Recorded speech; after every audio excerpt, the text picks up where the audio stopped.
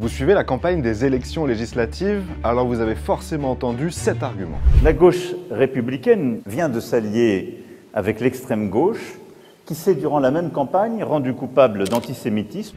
Oui, pour une partie de la classe politique, la France Insoumise est un parti antisémite, donc qui porte un racisme contre les Juifs. Mais puisque cette accusation infamante est rarement étayée quand elle est formulée, nous avons essayé de remonter le fil et de voir si ces critiques sont fondées.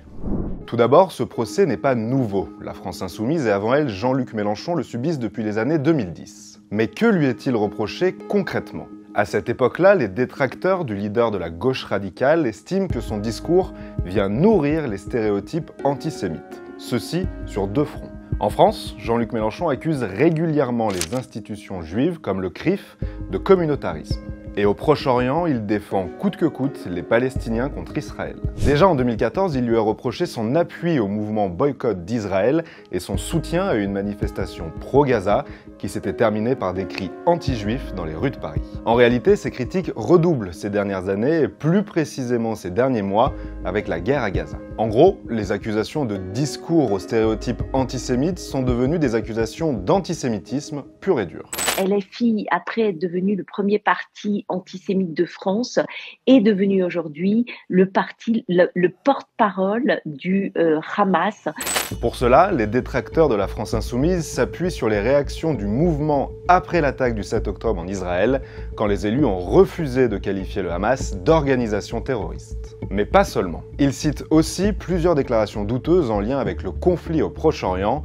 Voici quelques exemples. Le premier, alors que Yael Braun-Pivet se rend en Israël après les attaques du 7 octobre, Jean-Luc Mélenchon l'accuse de camper à Tel Aviv. Deuxième exemple, cette image publiée puis retirée par un député de la France Insoumise. Il s'agit des dragons célestes, ces figures de manga japonais, riches, puissantes et manipulatrices, et utilisées par la sphère antisémite 2.0 pour cibler les juifs. Autre exemple, Jean-Luc Mélenchon qui déclare que l'antisémitisme est résiduel aujourd'hui en France, à l'heure où les enquêtes documentent l'inquiétude grandissante des Français de confession juive.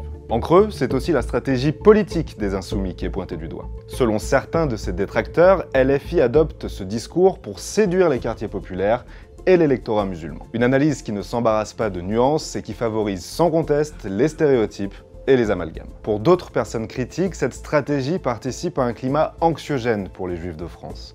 Résultat, ils sont 92% à estimer que le mouvement de Jean-Luc Mélenchon favorise la montée de l'antisémitisme. Enfin, si les Insoumis sont régulièrement brocardés pour leurs sorties, notons toutefois qu'ils sont très clairs dans leur programme et dans leurs déclarations. Ils s'engagent à lutter contre toutes les formes de racisme et d'antisémitisme. D'ailleurs, aucun de ses membres n'a jamais été condamné pour incitation à la haine, contrairement à d'autres, comme le rappelle l'arrière-petit-fils de Léon Blum. Dans le passé récent, qui a été condamné pour antisémitisme ? Quel parti ? Quel dirigeant ? La droite ou la gauche ? L'extrême droite ou la gauche ?